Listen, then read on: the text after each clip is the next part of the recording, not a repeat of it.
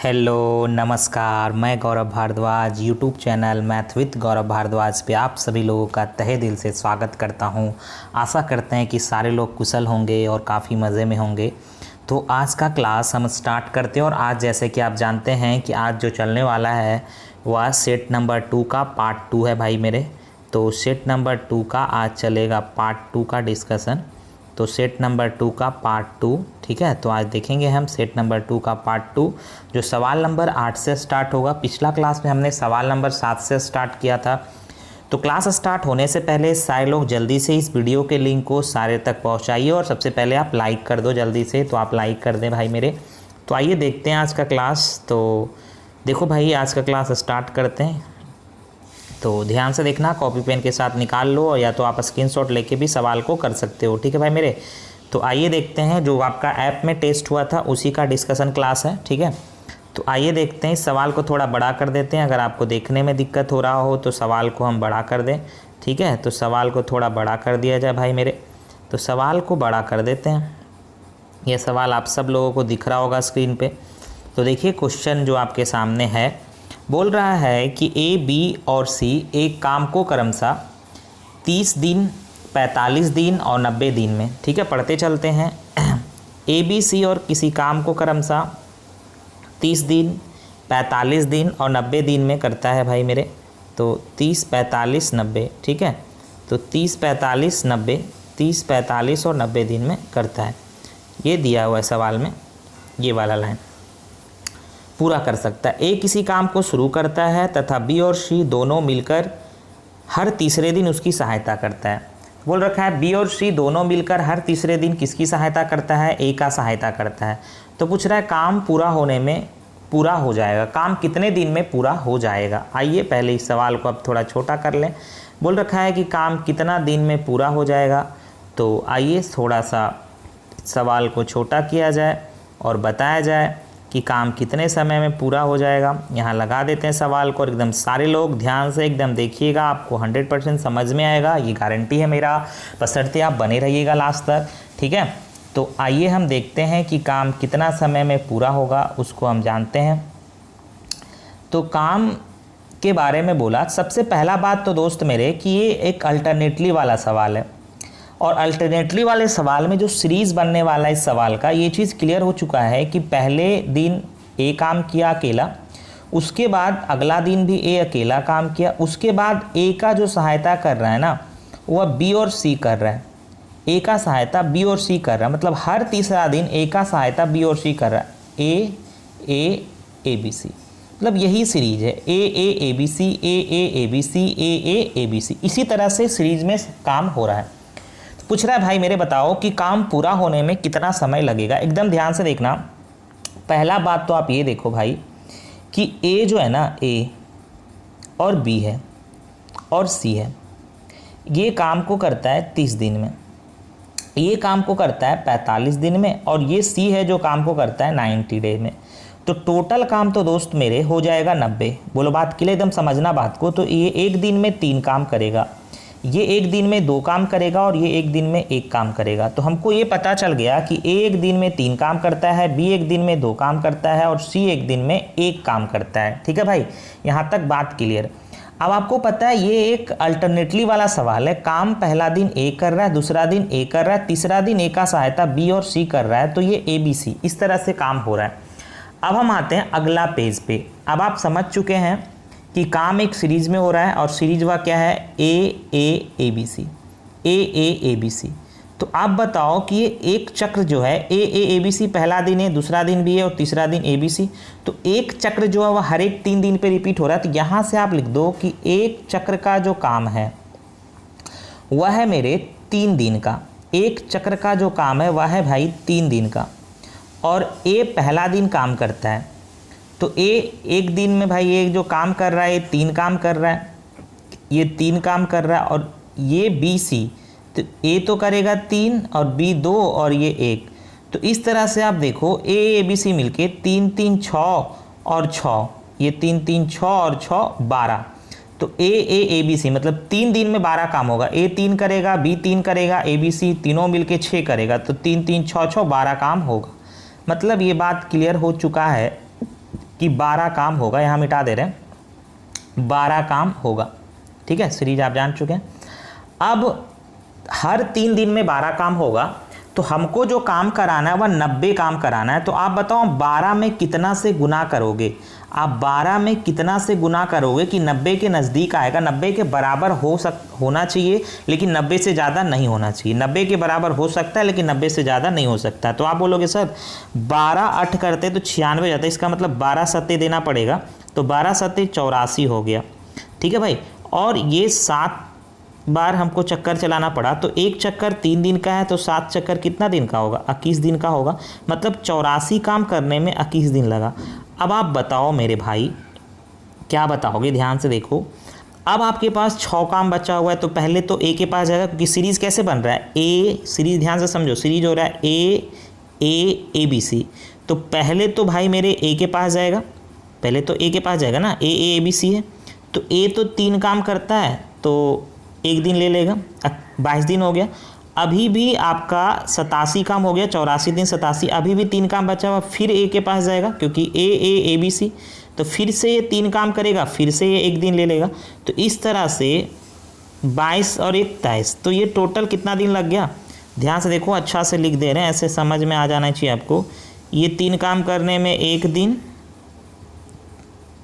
फिर ये 3 काम करने में 1 दिन, तो टोटल लग गया कितना दिन, 23 दिन। और 23 दिन में टोटल कितना काम हो गया मेरे दोस्त, 90। और यही काम हमको करना था, 90 काम। तो इस 90 काम को करने में लगेगा 23 दिन, और जो सवाल का आंसर आपका हो जाएगा 23 डेज इज़ राइट आंसर। तो आप स्क्रीनशॉट ले लीजिए भाई मेरे सवाल का, कोई दिक्कत है नहीं, आपको अच्छा से समझ में आया होगा।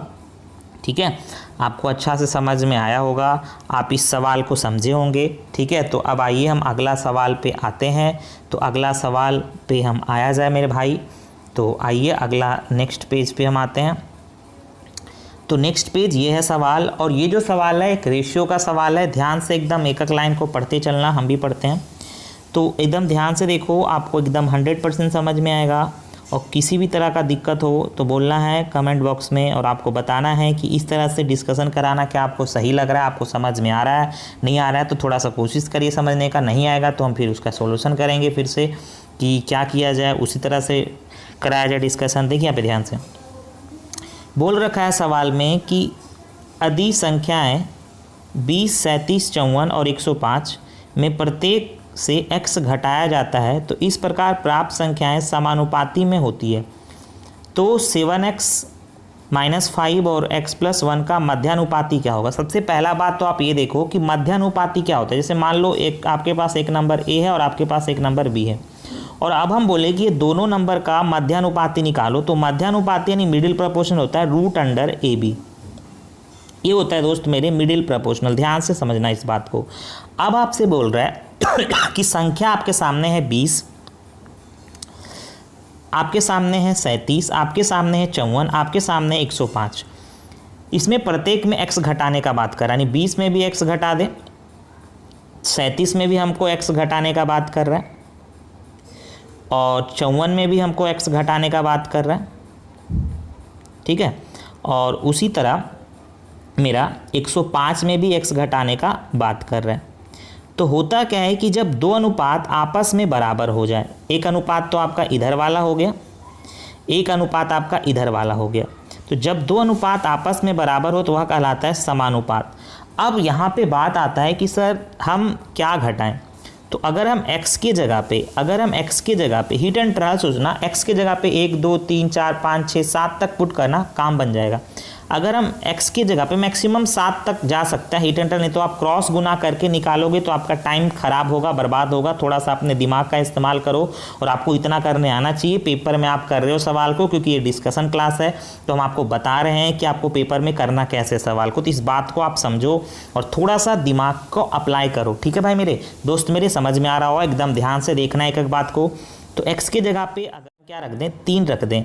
तो अगर हम x की जगह पे 3 रख दें, ठीक है, बीच में कट गया था, कोई दिक्कत नहीं है। x की जगह पे अगर हम 3 रख दें तो आप बताओ 20 में से 3 यहाँ पे रखोगे तो 17 हो जाएगा, यहाँ 3 रखोगे, यहाँ भी 3 रखोगे तो 17, और यहाँ 34 हो जाएगा, 1/2।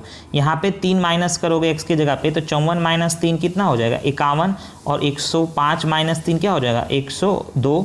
तो 51 एका और 51 दूना, तो 1/2 इधर भी आ रहा है और 1/2 इधर भी आ रहा है। इसका मतलब ये दो अनुपात बराबर है कितना रखने पे, x बराबर 3 रखने पे। अब आपसे क्या पूछ रहा है, 7x, अगला पेज में आ जाते हैं। 7x माइनस 5, 7x माइनस 5 और x प्लस 1 का मिडिल प्रोपोर्शनल बताओ, तो क्या होता है, रूट अंडर ए बी होता है। आप बताओ x के जगह पे क्या रखे आपने, 3, यहाँ भी 3, तो 7 3 21, 21 में से 5 जगह 16 और यहाँ पे 3 और 1 यानी 4, तो 16 छके 64, 64 का निकालोगे तो 8 होगा। तो ये 8 इस सवाल का उत्तर होगा मेरे दोस्त। तो option number A is right answer. ठीक है, अगला सवाल हम बढ़ते हैं। सवाल को पढ़ लो एक बार। बोल रखा है सवाल में कि एक काम को 2/5 भाग 6 दिन में पूरा कर सकता है। उसके बाद बोला बी उसी काम के 2/3 भाग को 12 दिन में पूरा कर सकता है, और ए और बी साथ मिलकर 6 दिनों तक काम करते हैं। तो शेष काम को सी 8 दिन में पूरा करता है। तो ए और सी, ध्यान से देखना जो अंडरलाइन है, ए और सी एक साथ मिलकर काम करके उस काम को कितना दिन में पूरा करेगा। अच्छा सवाल है, ध्यान से देखो। अब इस सवाल को मैं छोटा करता हूँ भाई मेरे। तो आइए इस सवाल को अब हम छोटा कर लेते हैं थोड़ा। तो छोटा किया जाए सवाल को, ठीक है। तो सवाल छोटा कर लेते हैं मेरे दोस्त, सवाल छोटा कर लो, ठीक है भाई। तो छोटा हो रहा है सवाल, कभी कभी बड़ा दिक्कत होता है इसमें करने में, सीख रहे हैं कोई बात नहीं। अब देखो ये सवाल भाई मेरे छोटा हो गया, कोना में कर दिए, सवाल सब पढ़ लिए। अब है क्या दोस्त, कहानी है क्या, एकदम ध्यान से कहानी को समझना। कहानी काफ़ी सिंपल है भाई और आपको आ जाएगा 100%।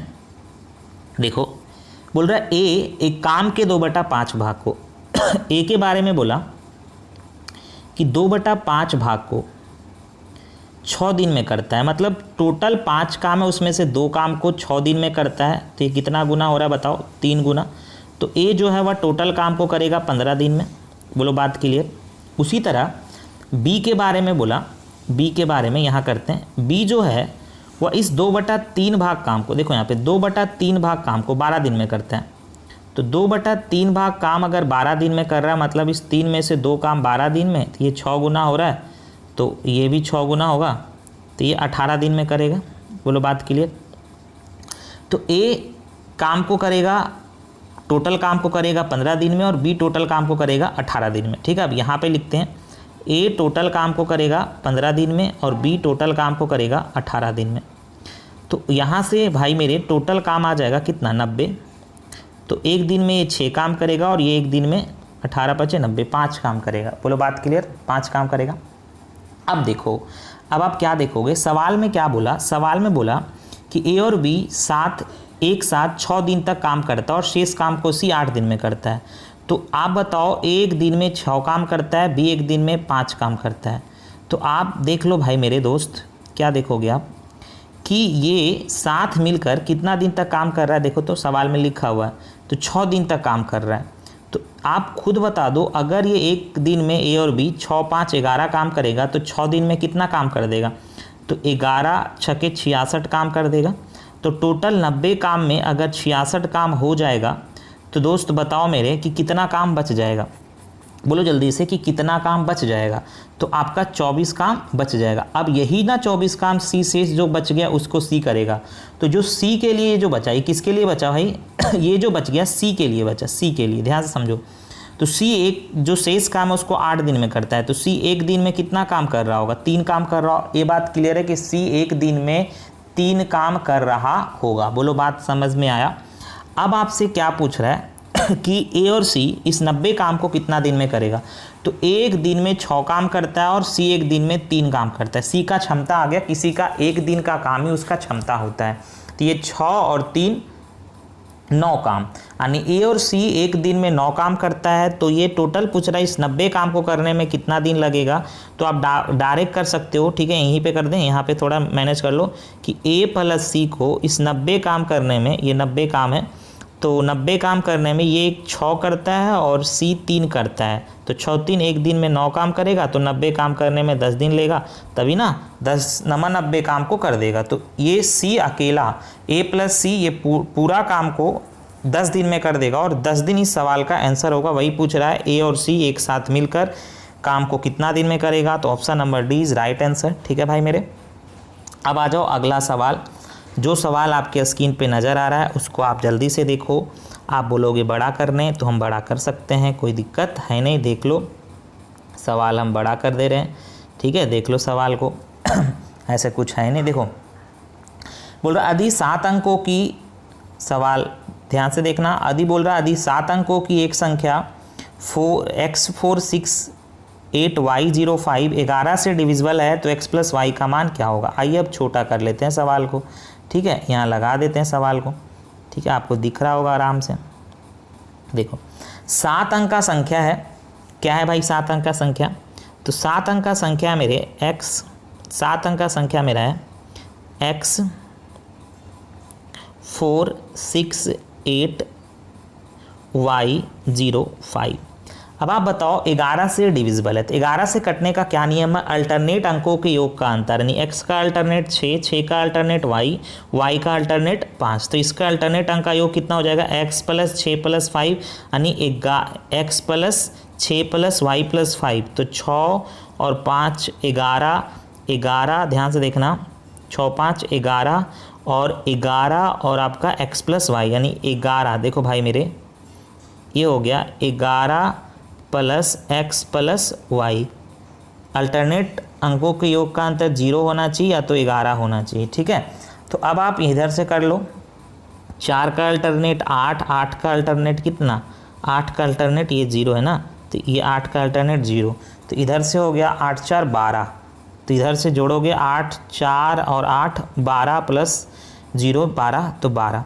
अब आप बताओ इस x प्लस वाई को अगर आप 1 करोगे तभी तो ये 0 हो सकता है, 12 माइनस 12, क्योंकि 11 से कटने का नियम है, अल्टरनेट अंकों के योग का अंतर या तो 0 हो, ठीक है, या तो 11 हो। तो भाई ये x प्लस वाई एक पॉसिबल नहीं है कि कोई भी ऑप्शन 1 नहीं कर रहा है। इसका मतलब आपको अब 11 लाना पड़ेगा। तो 11 लाने के लिए x प्लस वाई की जगह पे आपको 12 देना होगा। देखो तो 12 दोगे, देखो ऑप्शन नंबर डी में नज़र आ रहा है 12, तो 12 प्लस 11 23, 23 में से 12 जाएगा भाई मेरे, 23 में से 12 चला जाएगा, तो 11 बचेगा, अंतर 11 बचेगा कि नहीं बचेगा। इसका मतलब x प्लस वाई जो होगा वह कितना होगा, 12 होगा। आशा करते हैं ये बात समझ में आया होगा। अगर नहीं समझ में आया तो वीडियो को फिर से रिप्ले करके देखिए, 100% आपको समझ में आएगा। अगला सवाल पे आते हैं।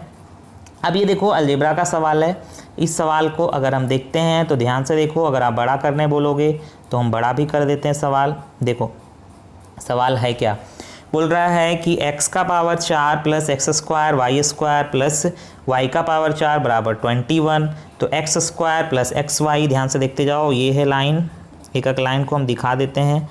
एक लाइन ये है भाई, बार बार गड़बड़ हो रहा है, एक लाइन ये है, एक मिनट देखो, देखो बोल रहा है एक लाइन आपका ये और एक लाइन आपका ये और ये आपका है। अगर हम ध्यान से देखें इस सवाल को तो ये सवाल अगर हम वैल्यू पुटिंग से करें तो ये सवाल चुटकियों में ख़त्म हो जाएगा। आप बोलोगे कैसे, तो भाई मेरे आप बताओ ये 3 हमको लाना है, इसको कितना लाना है, इसको 3 लाना है, दिख रहा होगा सबको भाई मेरे। तो इसको अगर आपको 3 लाना है, थोड़ा सा ब्राइटनेस बढ़ा लेते हैं, इसको अगर आपको 3 लाना है तो 3 लाने के लिए पहला बात कि अगर हम y के जगह पे 2 पुट कर दें तो ये 4 हो जाएगा। यहाँ पे कितना हो जाएगा भाई मेरे, 4 हो जाएगा। ठीक है, अब इसको छोटा करते हैं थोड़ा, तो ये जो चीज़ है ना, ये जो चीज़ है वह 4 हो जाएगा। देखो अगर हम y के जगह पे 2 पुट कर दें, अगर हम y के जगह पे क्या पुट कर दें, 2 पुट कर दें, समझो थोड़ा सा कि अगर हम y के जगह पे 2 पुट कर दें, देखो फिर से करते हैं, अगर हम y के जगह पे 2 पुट कर दें, थोड़ा सा ये चीज़ अगर आपको देखने आ गए तो हम तरीका से बताएंगे, y के जगह पे 2 पुट कर दें तो ये चीज़ 4 हो जाएगा और हमको 3 लाना है। तो इसका मतलब कोई ऐसा वैल्यू जो माइनस में होना चाहिए, तो x के जगह, क्योंकि भाई अगर ये 4 हो गया तो 4 में से आपको 3 चाहिए, तो भाई कोई माइनस में होगा तभी तो ये 3 आ सकता है। तो इसका मतलब x के जगह पे अगर हम -1 रख दें तो देखो तो बात बनेगा, y बराबर 2 रखोगे तो ये 4 हो गया, और ये -1 रखोगे x के जगह पे तो -1 का स्क्वायर ये 1 हो गया, तो 3 4 और 1 इधर ये 5 हो गया। इसका मतलब ये आना चाहिए -2, और ये -2 आएगा। y आपका 2 है, x आपका -1 है, तो 2 × -1 -2, तो 5 में से -2 गया 3, बोलो राइट आंसर। तो ये चीज़ आपका आ गया। अब आपको ये चीज़ क्लियर हो गया, क्या क्लियर हो गया कि y जो होगा वह 2 होगा, x जो होगा वह -1 होगा। अब ध्यान से देखो यहाँ पे क्या देखना चाहते हो आप, x का पावर 4 + x² y² + y का पावर 4 बराबर 21 है, ठीक है, बराबर क्या है भाई मेरे 21 है। तो अब अगर आप ध्यान से देखोगे तो ये जो y2 और x बराबर -1 इस पे पुट करके देखो क्या ये सेटिस्फाई कर रहा है। तो देखो, तो 2 का स्क्वायर 2 का पावर 4 करोगे ये 16 हो जाएगा, x² y² यहाँ से देखो x² y² करोगे तो -1 का स्क्वायर 1 और y यानी 2 का स्क्वायर 4, तो ये हो जाएगा 4, तो 16 4 20 हो गया, और ये -1 का पावर 4 ये +1 हो जाएगा, तो 20 और 1 21, ये भी सेटिस्फाई कर रहा है। बोलो बात क्लियर। तो इसका मतलब एकदम 100% श्योर है आप। क्या श्योर है, इसको मिटा देते हैं। आप 100% श्योर ये हैं कि y बराबर जो होगा भाई मेरे y बराबर जो होगा भाई मेरे वह 2 होगा, x बराबर -1 होगा, ठीक है। या तो आप ऐसा कर सकते हो कि x बराबर 2 ले सकते हो, y बराबर -1 ले सकते हो, उससे भी कोई फ़र्क पड़ने वाला नहीं है। अब यहाँ पे आप डायरेक्ट पुट कर दो, यहाँ पे 4xy, तो 4 × x जो है वह -1 है, y जो है वह 2 है, तो 4 दूना 8 यानी -8, ठीक है। 4 × -1 × 2 तो -8 इस सवाल का क्या होगा, आंसर होगा। आशा करते हैं कि समझ में आया होगा, ठीक है। अब अगर इसको इस सवाल को आप बोलोगे सर तरीका से भी कर दो, ठीक है, आइए तरीका से बताते हैं। अगर आप इस सवाल को तरीका से करना चाहते हो तो हम तरीका से इस सवाल को कैसे कर सकते हैं, देखो भाई मेरे। अब अगर हम इस सवाल को तरीका से करें, ठीक है भाई, तो कैसे करेंगे, आपसे पूछ रहा है 4xy का मान क्या होगा। अभी आपने देखा कि इसका उत्तर जो आपका आया वो -8 आया। अगर हम इस सवाल को तरीका से करें तो आप बताओ क्या हम x का पावर 4, ठीक है भाई, x का पावर 4 x का पावर 4 प्लस x², ठीक है, फिर से देख लेते, लिखा नहीं रहा, x का power 4 plus x² y² plus y का पावर 4, क्या आप ऐसे लिख सकते हो, x² बराबर अगर हम a मान लें, y² बराबर अगर हम b मान लें, तो अब आप बताओ क्या बताओगे कि ये जो चीज़ है इसको हम लिख सकते हैं a² plus a² b² sorry ab plus ab plus b² लिख सकते हैं। अब आप हमको बताओ, हम आपको बता रहे तरीका से कैसे करेंगे। अब हम इसको लिख सकते हैं a प्लस, लेकिन तरीका से मत करना, value putting is best method. तो हम इसको लिख सकते हैं a प्लस बी का whole square minus a² b², आराम से लिख सकते हैं। अब आप इसको मान लो c, इसको मान लो d, तो c² माइनस d², तो a² माइनस b² का फॉर्मूला हो गया a plus b into a minus b. तो अब आ जाओ आप नेक्स्ट पेज पे।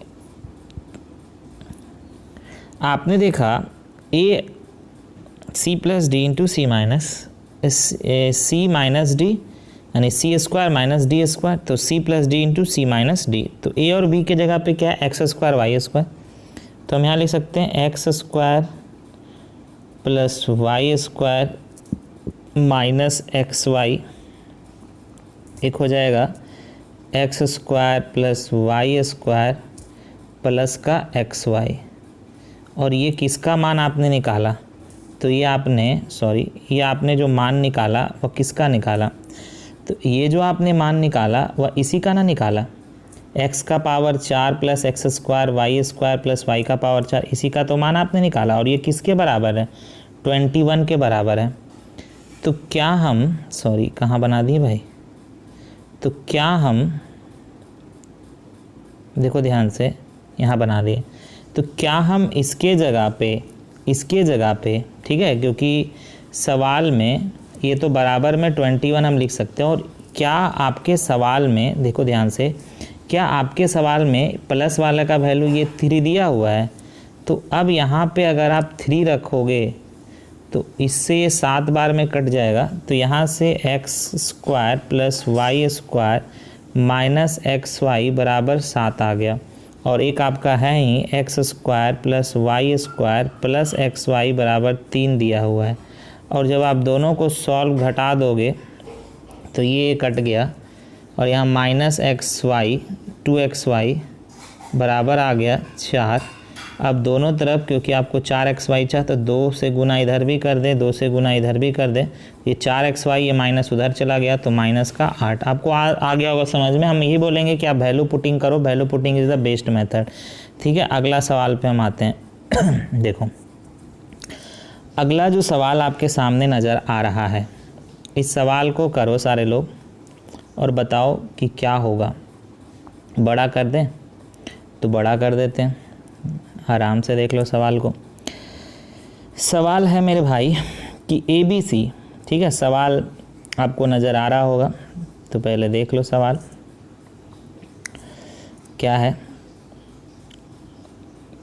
देखो सवाल है ABC 4:2:9 के अनुपात में अपनी पूंजी लगाकर एक व्यवसाय शुरू किए। प्रत्येक तीन माह के अंत में ए अपनी पूंजी को आधा कर लेता है, जबकि बी अपनी पूंजी को दुगना कर लेता है और सी अपनी पूंजी में कोई बदलाव नहीं करता है। यदि एक वर्ष के अंत में ए का लाभ 24,000 रुपया था तो अर्जित किया गया कुल लाभ ज्ञात करो। एकदम ध्यान से देखना, आपको समझ में आएगा। एक एक चीज़ को ध्यान से पढ़ो, ये भाषा पे सवाल है। देखो ABC था जिसका रेशियो दिया हुआ है कैपिटल का कि 4:2 कितना है, 9 के अनुपात में है। वे अपनी पूंजी, बोल रहा है वे अपनी पूंजी लगाकर एक व्यवसाय को शुरू करते हैं और प्रत्येक 3 माह के अंत में ए क्या करता है, अपनी पूंजी को आधा करता है। यानी हर 3 महीना पे अपनी पूंजी को आधा करता है, जबकि बी अपनी पूंजी को डबल करता है। हर 3 महीना के पे बी अपनी पूंजी को डबल करता है और जबकि सी अपनी पूंजी में कोई बदलाव नहीं करता है। यदि एक वर्ष के अंत में ए का जो लाभ है वह 24,000 रुपया था तो अर्जित किया गया कुल लाभ ज्ञात कीजिए। तो अर्जित किया गया कुल लाभ आपसे पूछ रहा है कि क्या होगा। ठीक है भाई मेरे, तो अर्जित किया गया कुल लाभ आपको पूछ रहा है कि बता दो कि अर्जित किया गया कुल लाभ कितना होगा। अब थोड़ा सा समझो, आप लाइक भी कर दो, देखो लाइक का साइन यहाँ पे, तो लाइक भी करते चलना। अब थोड़ा सा आप ऐसे समझो, पहले तो हम इसको छोटा कर लेते हैं। ए बी और सी का रेशियो दिया हुआ है 4:, ठीक है, 4:2:9। एक बात आपको पता होना चाहिए और पता होगा ही कि किसी भी रेशियो में यदि हम किसी भी नंबर से गुना करते तो रेशियो के मान में कोई अंतर नहीं आता है। तो अगर हम इसमें 2 से गुना कर देंगे तो ये आ जाएगा 8, ये आ जाएगा 4, ये आ जाएगा 18। हम ऐसा इसलिए कर रहे हैं कैलकुलेशन को आसान बनाने के लिए। तो बोल रहा है कि प्रत्येक 3 महीना पे ए अपनी पूंजी को आधा कर रहा है और बी अपनी पूंजी को डबल कर रहा है और सी जस का तस रख रहा है, कोई बदलाव नहीं कर रहा है। और यहाँ पे बात हो रहा है 1 साल का। तो हर 3 महीना में 1 साल को बांटोगे तो क्वार्टर होगा, 4 क्वार्टर बनेगा 3 महीना का, 1 क्वार्टर, 2 क्वार्टर, 3 क्वार्टर, 4 क्वार्टर, तो 3 चके 12 महीना हो जाएगा, यानी 1 साल। अब देखो, अब ए क्या कर रहा है कि भाई पहले 3 महीना के लिए तो ये 8 था, फिर अगला 3 महीना के लिए 4 हो जाएगा, फिर अगला 3 महीना के लिए 2 हो जाएगा, फिर अगला 3 महीना के लिए 1 हो जाएगा। ये ए के बारे में हम बात कर रहे हैं। तो 8 4 12 2 14 और 1 15, तो ए तो हो गया 15। अब बी क्या कर रहा है, हर 3 महीना में डबल कर रहा है। बात को समझना, यहाँ पे क्या हो रहा है ना, कैपिटल इनटू टाइम प्रॉफिट हो रहा है, क्योंकि हर 3 महीना का आप निकाल दो कि हर 3 महीना में ए जो है वह आधा कर रहा है और बी जो है वह हर 3 महीना में डबल कर रहा है। तो कैपिटल इनटू टाइम प्रॉफिट का रेशियो आ रहा है भाई 15। उसी तरह बी, तो बी क्या है, 4 है, डबल करेगा 3 महीना में 8, फिर डबल करेगा 16, फिर डबल करेगा 32। तो 32, 16, 48, 8 आपका 56 और 4 60 हो गया। ये बी का हो गया 60। अब उसी तरह सी तो कोई बदलाव नहीं कर रहा है, तो ये 18, 18, 18, 18, तो ये 72 हो गया। ठीक है, अब यहाँ से ए, बी और सी का ये प्रॉफिट का भी रेशियो होगा, क्योंकि कैपिटल इनटू टाइम का प्रोडक्ट क्या होता है, प्रॉफिट। तो कितना कितना आ गया, तो आपने देखा 15, 60 और 18, 72, 15, 60 और 72। अब यहाँ से अगर आप काटोगे 3 से काटो तो 3 पर से 3, 20 और 3, 24। अब देखो इसी 5 का वैल्यू आपका दिया हुआ है 24,000 रुपया दिया है ना, क्योंकि ये आपका प्रॉफिट का रेशियो आ गया। तो ए का लाभ जो है वह दिया हुआ है कितना, 24,000 रुपया। तो यहाँ से आप करोगे, इसी 5 का वैल्यू 24,000 है, तो एक का वैल्यू क्या होगा, 24,000 बटा 5 होगा ना। अब आपसे पूछ रहा है टोटल बता दो, टोटल लाभ। तो टोटल लाभ करोगे तो आप यहाँ से कर लो, 20 और 5 25 और 24, टोटल लाभ पूछ रहा है ना। आपसे पूछ रहा है अर्जित कुल लाभ। ठीक है, देखो सवाल में आपसे क्या पूछ रहा है, तो आपसे पूछ रहा है अर्जित कुल लाभ। देखो अर्जित कुल लाभ क्या होगा, तो यहाँ से आप निकाल लो, कोई दिक्कत है नहीं, आराम से निकाल सकते हो। तो 25 और 24, 49 का मान, तो गुना 49 कर लेना, इतना आप कर लीजिएगा। तो जब आप इसको करिएगा सॉल्व, ठीक है, अगर आप कर दें तो कर देते हैं, यहीं पे हम कैलकुलेटर खोल के कर लेते हैं, आप अपना कर लीजिएगा। तो 2400 इंटू 49, 2400 इंटू 49 और भागा 5, तो 23,520, 23,520। तो देख लो भाई मेरे, 23,520 किस में है, तो 23,520 गलती कर दी क्या, ये 2400 हम कर दिए भाई, 24,000 है दोस्त। ठीक है, गलती कर दी है, फिर से देख लो, 24,000 था, तो 24,000 था, हमने 2400 कर दिया। 24,000 इंटू 49 और भागा 5, तो 2,35,200। तो बताओ 2,35,200 कौन सा है ऑप्शन, तो 2,35,200, 2,35,200 option number B is right answer. ठीक है, option number B is right answer इस सवाल के लिए। तो B number option right answer होगा इस सवाल के लिए। अब अगर हम अगला सवाल पे आते हैं, ध्यान से देखो, अगला सवाल सही है, समझ में आ गया होगा, थोड़ा सा आप इतना मैनेज कर लो, आ जाना चाहिए समझ में। अब बी नंबर सवाल पे हम आते हैं और देखते हैं। देखो बड़ा कर दे, क्या बड़ा कर लेते हैं, ठीक है भाई, बड़ा कर लो, कोई दिक्कत नहीं, बड़ा कर देते हैं, समझ जाओ केवल। बोल रहा आर मीटर, ठीक है, आर मीटर त्रिज्या का एक गुब्बारा किसी पर्यवेक्षक मतलब देखने वाला की आंखों पर अल्फा डिग्री जबकि उसके केंद्र से उन्नयन कोण बीटा डिग्री है, तो गुब्बारे के केंद्र कितनी ऊंचाई पर है। देखो दोस्त मेरे, अब छोटा करते हैं, अब सवाल को करते हैं, छोटा करके सवाल को करते हैं। ठीक है, देखो एक गुब्बारा है, तो गुब्बारा का फिगर बना ले, थोड़ा सा बनाते हैं फिगर गुब्बारा का, एक छोटा सा फिगर गुब्बारा का बना लो। ठीक है भाई, बनाते हैं। ये गुब्बारा, यूँ गुब्बारा आपने बनाया, बना। अब ये गुब्बारा पर्यवेक्षक की आंखों पर मतलब देखने वालों की आंखों पर अल्फा कोण बनाती है। अब ये तो दोस्त मेरा आर है और ये आर है, ठीक है। अब यहाँ से ये हाइट आपसे पूछ रहा है, ये सेंटर से, ठीक है, सेंटर से आपसे हाइट पूछ रहा है, ये जो सेंटर आपका है उससे। तो ये तो अल्फ़ा बना रहा है और ये सेंटर से यहाँ से अगर आप देखोगे तो ये यहाँ से बीटा बना रहा है। तो दोस्त इतना दूर तो होगा अल्फ़ा बाई 2, ठीक है, होगा ना, क्योंकि ये बराबर बढ़ता है। आप पढ़ोगे जब सर्कल पढ़ोगे तो ये चीज़ आपको बताया जाएगा कि ये एंगल ये अगर अल्फ़ा है तो ये भी अल्फ़ा, ये बीटा तो ये भी बीटा। तो आगे आप पढ़ोगे इस चीज़ को, कोई दिक्कत नहीं। अभी आप सिंपल याद रखो, ये दोनों, ये एंगल और ये एंगल दोनों बराबर बढ़ता है, ठीक है। ये अल्फ़ा पूरा है तो अल्फ़ा बाय 2 ऊपर भी होगा और नीचे अल्फ़ा बाय 2 होगा। अब देखो अच्छा सवाल है, ध्यान से देखना। नाम दे दो O ए बी सी और इसको नाम दे दो डी। तो अब अगर हम साइन अल्फ़ा बाय 2 का बात करें इस वाले ट्रायंगल में, देखो यहाँ पे ये जो ट्रायंगल आपके सामने इस वाले ट्रायंगल में जिसको हम घेरे, ध्यान से देखते जाना, तो इस वाले ट्रायंगल में साइन अल्फ़ा बाय 2 अगर आप निकालोगे तो आपका आ जाएगा ओ ए, ओ यानी आर बटा ओ बी, ओ बी, ठीक है, ये आ जाएगा। तो ओ बी का मान आप आराम से निकाल सकते हो कि सर ओ बी जो होगा ये साइन अल्फ़ा बार यहाँ आ जाएगा तो 1 बाय साइन अल्फ़ा बार, तो आर कॉसेक अल्फ़ा बाय 2, ठीक है भाई। तो ओ बी का मान आ जाएगा आर कॉसेक अल्फ़ा बाय 2।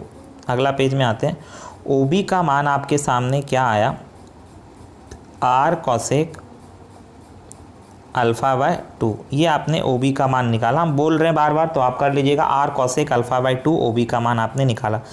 अब देखो थोड़ा सा, अब आपसे पूछ रहा है इस एच का मान, ये एच जो आपने माना, तो अब ट्रायंगल ओ बी डी में आ जाओ। तो ट्रायंगल ओ बी डी में जब आप आओगे, ओ बी डी में, तो देखो भाई ट्रायंगल ओ बी डी में आप अगर यहाँ पे साइन बीटा निकालोगे तो साइन बीटा बराबर हो जाएगा, क्या हो जाएगा, देखो साइन बीटा बराबर आपका हो जाएगा H upon O B, H upon O B, और ओ बी कितना है, आर कॉसेक अल्फ़ा बाय 2। तो यहाँ से एच का मान निकालोगे तो क्रॉस गुना कर लो इस तरह से, तो आ जाएगा आर साइन बीटा और कॉसेक अल्फ़ा बाय 2। तो ये आपका आ गया मान R sine beta cosec alpha by 2। तो ध्यान से देखो, R sine beta cosec alpha by 2, R sine beta option number A में दिख रहा और ऑप्शन नंबर ए इस सवाल का आपका राइट आंसर होगा। अगला डी का सवाल है, आप कर लीजिएगा। नेक्स्ट ये भी डी है, ये भी डी आप इतना करते चलिएगा भाई, ये भी आपका डी का सवाल है। अब ये देखो, ये जो सवाल आपके सामने है इसको करते हैं, बड़ा कर दे सवाल को। ये बोल रहा है त्रिभुज ABC में AB और AC भुजाओं पर क्रमशः बिंदु F और E इस प्रकार हैं, देखो एकदम ध्यान से पढ़ना, FE पैरेलल BC तथा FE त्रिभुज को समान क्षेत्रफल वाले दो भागों में विभाजित करता है। यदि AD लंब है BC और AD बिंदु G पर FE को काटती है, AD बिंदु G पर FE को काटती है, तो AD इज टू AG का रेशियो क्या होगा। ऑप्शन नंबर डी सवाल का आंसर होना चाहिए। देखो छोटा कर लेते हैं, देखो कैसे भाई मेरे समझो, क्या समझोगे। देखो एक ट्रायंगल है ABC, तो पहले तो आप एक ट्रायंगल बना लो ABC।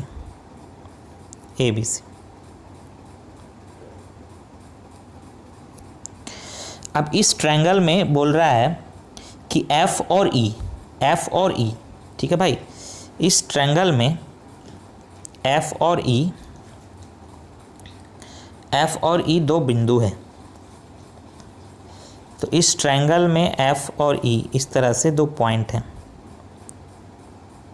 AB पर F है और इस पे E है, और ये पैरेलल है BC के, ये पैरेलल है। तो अगर ये पैरेलल है तो दोस्त ये एंगल और ये एंगल बराबर होगा, ये एंगल और ये एंगल बराबर होगा, क्योंकि अगर ये अल्फ़ा होगा तो ये भी अल्फ़ा, ये अगर बीटा होगा तो ये भी बीटा, क्योंकि पैरेलल लाइन है तो संगत कोण से बराबर और ये कोण कॉमन होगा। तो एक बात तो क्लियर पता चल गया कि ट्रायंगल ABC और ट्रायंगल AFE दोनों सिमिलर होगा, ट्रायंगल ABC और सिमिलर होगा ट्रायंगल AFE के। तो ये बात तो पता चल गया। अब देखो सवाल में आगे क्या बोला, सवाल में बोला, समझो, सवाल में बोला भाई मेरे कि जो FE है वह त्रिभुज को समान एरिया में बांटता है। मतलब ये जो FE है वह त्रिभुज को बराबर क्षेत्र में बांटता है। मतलब आप सिंपल ऐसे समझो कि अगर ये एक होगा तो ये भी एक होगा, दोनों बराबर हैं। तो आप इस बात को जानते हो कि अगर दो बराबर एरिया में बांट रहा है, ठीक है। एक बात तो क्लियर हो गया। तो आप ये भी जान गए हो कि ट्रायंगल ABC, जो बड़ा वाला ट्रायंगल है ABC और जो छोटा वाला ट्रायंगल है AF, ये दोनों ट्रायंगल सिमिलर है, तो इसके संगत भुजा, इसके एरिया का अनुपात उसके संगत भुजा का स्क्वायर होगा। तो इसका मतलब एरिया का अनुपात संगत भुजा का स्क्वायर होगा। तो पूरे ABC का एरिया 1 1 2 है, तो इसका संगत भुजा आप करोगे तो रूट उधर जाके, मतलब स्क्वायर उधर जाके रूट में बदल जाएगा, तो ये AB पूरा हो जाएगा √2, और ये जो हो जाएगा वो √1 यानी 1 मानो, ये यानी AF हो जाएगा 1, ठीक है भाई मेरे, AF 1। अब आपसे क्या बोला कि AD जो है ना, AD लंब है, AD इस पे लंब है। देखो यहाँ पे एक फिगर बनाते फिर से, A B और C। एक बात आपको समझ में आ गया है, ठीक है, आपको समझ में आ गया एक बात, क्या समझ में आया, ध्यान से देखो। आपको ये चीज़ समझ में आया कि जो AD है, ठीक है भाई, बार बार गड़बड़ हो रहा है, ये जो AD है ये इस पे लंब है, और एक सिमिलरिटी से आपने निकाल दिया कि ये √2 है, और ये जो है FE ये 1 है यहाँ से, और ये आपका √2 है, ठीक है। अब देखो, थोड़ा सा देखोगे तो समझ में आपको आना चाहिए, क्या आना चाहिए समझ में भाई मेरे। AD लंब है BC पर और बोल रहा है कि FE को काटती है G, ये G काटती है FE को। तो ये अगर 1 है और ये अगर √2 है, तो सिंपल सा बात है, ये भी 1 होगा और ये पूरा जो होगा ये भी √2 होगा, क्योंकि ये दोनों लाइन पैरेलल पहले ही बोल दिया है। तो सिंपल सा बात है, ये जिस रेशियो में होगा ये भी उसी रेशियो में होगा, थेल्स थ्योरम से आप पढ़े होगे, थेल्स थ्योरम। ये और ये जिस रेशियो में होगा, ये और ये भी उसी रेशियो में होगा। तो अगर ये 1 है तो ये जो BF है ये कितना होगा, यहाँ देखो BF होगा √2 - 1, ठीक है। तो ये जिस रेशियो में होगा, कौन, AF, उसी रेशियो में ये जो रेशियो AF और BF का होगा वही रेशियो AG और GD का होगा। क्यों, थेल्स थ्योरम से, क्योंकि सवाल में ये लाइन और ये लाइन पैरेलल बोल चुका है पहले ही। तो थेल्स थ्योरम से जो रेशियो AF और FB का होगा वही रेशियो AG और GD का होगा, ठीक है। तो आप बताओ, ये है AF आपका 1 है तो AG आपका 1 होगा, और आपका BF आपका √2 - 1 है भाई, ये कितना है, √2 - 1 देख लो यहाँ पे। तो GD भी आपका √2 - 1 होगा, तो आपका हो गया √2 - 1, पहले GD बोला फिर AG बोला, √2 - 1:1। Option number D is right answer, ठीक है, इसको आप कर लीजिएगा। अगला जो सवाल आपके सामने दिख रहा है उसको आप देखिए, थोड़ा सा बड़ा कर दें या सही डायरेक्शन में लें। ये जो सवाल आपके सामने बहुत आसान सवाल है, इसको करना क्या है, आप ऐसे करो, 4 वर्ष पहले, 4 ईयर पहले रेशियो है भाई A और B का 4:5। उसके बाद बोल रहा है 8 साल बाद, 8 ईयर बाद रेशियो है 11:13। तो यहाँ पे अंतर देखो तो कितना का, 4 साल पहले -4, 4 ईयर बाद +8। तो दोनों में बड़ा में से छोटा घटाओगे तो +8 में से -4 घटाओगे तो +8 और -4 माइनस माइनस प्लस हो जाएगा तो 12 हो जाएगा। तो अंतर आ गया 12 ईयर का। और इधर अंतर देखो तो कितना का, सेम अंतर करो। तो अंतर सेम करने के लिए नीचे के अनुपात के अंतर से ऊपर गुना करोगे। 11 और 13 के बीच 2 का अंतर, ऊपर 2 से गुना और नीचे 1 का से गुना, तो कोई फ़र्क नहीं पड़ेगा। तो 2 से गुना करोगे तो ये आपका 8 आ जाएगा, और इसमें 2 से तो ये 10 आ जाएगा, और इसमें तो कोई फ़र्क नहीं पड़ेगा। तो 8 और 11 और 10 और 13 3 का रेशियो, तो ये 3 का वैल्यू 12 हो गया, क्योंकि भाई अंतर 3 का आ रहा है ना, 8 11 और 10 13 3 का अंतर, 3 का वैल्यू 12 तो 1 का वैल्यू 4। ठीक है भाई, 1 का वैल्यू 4 हो गया। और 1 का वैल्यू जैसे ही ये 4 हो गया तो आप निकाल लो। आपसे बोल रहा है दोनों के वर्तमान आयु का योग क्या होगा, तो वर्तमान आयु का योग निकाल लो आप आराम से, कि ये आपका 8 है, ये आपका 10 है। तो 18 चके 72 हो जाएगा। 1 का वैल्यू क्योंकि ये 4 गुना हो रहा है तो ये 18 चक 72 हो जाएगा। ठीक है भाई, देखो यहाँ पे अगला पेज में आते हैं। 18 गुना 4 72 हो जाएगा। तो ये 72 तो हो गया, लेकिन आपसे क्या पूछ रहा है कि दोनों का वर्तमान आयु का कुल योग क्या होगा। तो ये तो 4 साल पहले 72 होगा ना, तो अब 4 साल पहले 72 है तो दोनों का 4 4 जोड़ोगे तो वर्तमान का कितना हो जाएगा, वर्तमान में 80 साल का दोनों योग होगा भाई मेरे, 80 साल होगा। अगला सवाल अगर आप देखते हो तो इसमें आप सॉल्व कर लीजिएगा, थीटा का वैल्यू 45 रख दीजिएगा, आपका आ जाएगा। हम आपको बताए थे कि यदि साइन और कॉस रहे तो थीटा 0 या तो 90 रखना है, ठीक है। अगर आपका सेक और कॉसेक रहे तो थीटा रखना है 45, ठीक है, समझ जाना। और अगर टेन और कॉट रहे तो थीटा रखना है 45 और 135। 135 क्यों रखेंगे, क्योंकि वहाँ पे इन्फानाइट बनने का कहानी आ जाता है, तो इसीलिए 135, टेन 135 -1 होता है, कॉट 135 -1 होता है। बस वैल्यू पुट करने के दरमियान इस बात का ख्याल रखिएगा कि वैल्यू से अनडिफाइंड रहना चाहिए, इन्फानाइट नहीं बनना चाहिए। ऑप्शन नंबर 20 सवाल का उत्तर हो जाएगा। अगला जो सवाल है उसमें देख लो, इसमें आप आराम से थीटा का वैल्यू देख लीजिएगा पुट करके। थीटा 60 डिग्री पुट करिएगा, क्योंकि सवाल में कंडीशन दे रखा है कि थीटा जो है वह 0 डिग्री से 90 डिग्री के बीच लाया करता है। थीटा 60 डिग्री पुट करिएगा, उत्तर आपका डी आ जाएगा। तो क्योंकि थीटा 60 डिग्री पुट करने पे LHS बराबर RHS हो जाएगा, आराम से आप कर सकते हो। थीटा 60 पे आराम से आ जाएगा, 60 पे √3/2 और cos 60 हाफ, तो √3 + 1/2। और ऑप्शन नंबर डी आपका दिख रहा है, आप कर लीजिएगा आराम से। अगला ये जो आपका एवरेज का सवाल है तो इसको भी आप कर लो। तो इसको आप करोगे तो कर लेना इसको, 1 2 3 4 5, ये टोटल कितना संख्या है भाई मेरे। तो ये तो आसान सवाल है, आप इसको कर लीजिएगा, ठीक है। इसको आप कर लीजिएगा भाई, इसमें थोड़ा जगह कम है, इसको करना है, बहुत बार बताएं भी हम क्लास में इस सब सवाल को, तो आप इसको कर लीजिएगा, आराम से कर सकते हैं आप। तो इसको आप कर लीजिएगा, नहीं बनेगा तो हम अगला बार बता देंगे, ठीक है। तो अगला बार हम समझा देंगे इस चीज़ को, आप कर लीजिएगा इसको। अगला जो सवाल है उसमें क्या है देख लेते हैं। ये पाइप और टंकी का सवाल है, थोड़ा ढंग का सवाल है, इसको अगर हम करा देते हैं तो करते हैं। देखो बोल रहा है ABC एक टैंक को 12 घंटे में भर सकता है।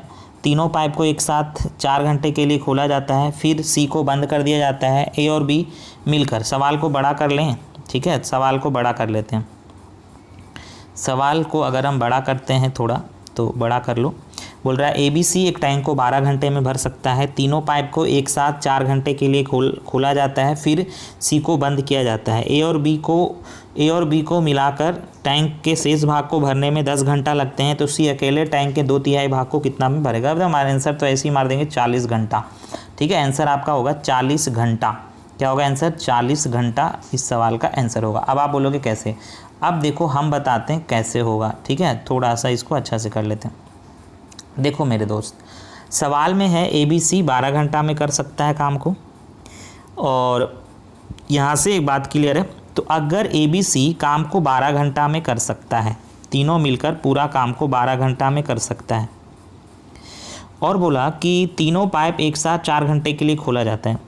अगर A + B + C अगर ये 4 घंटा के लिए खोला गया होगा तो 1/3 काम किया होगा भाई। पूरा काम मतलब 12 घंटा में अगर वो पूरा एक काम करता है तो 1 घंटा में 1/12 करेगा, तो 4 घंटा में करोगे तो इससे 4 से गुना करोगे तो 1/3 आएगा ना। तो 4 घंटा में 1/3 काम किया होगा। तो ABC 4 घंटा में अगर 1/3 काम किया होगा, 1/3 काम किया होगा, नहीं 3 में से अगर 1 काम हुआ होगा तो 2/3 काम बचा होगा। और यही 2/3 काम बोल रहा है A और B को मिलकर टैंक के शेष भाग को भरने में 10 घंटा लगे। मतलब A + B को यही 2/3 काम करने में 10 घंटा लगे। मतलब 3 में से 2 काम करने में 10 घंटा लगा, तो ये 5 गुना हो रहा है। तो इसका मतलब पूरा काम A + B को करने में लगता कितना घंटा, तो 5 गुना हो रहा है, तो ये लगता 15 घंटा।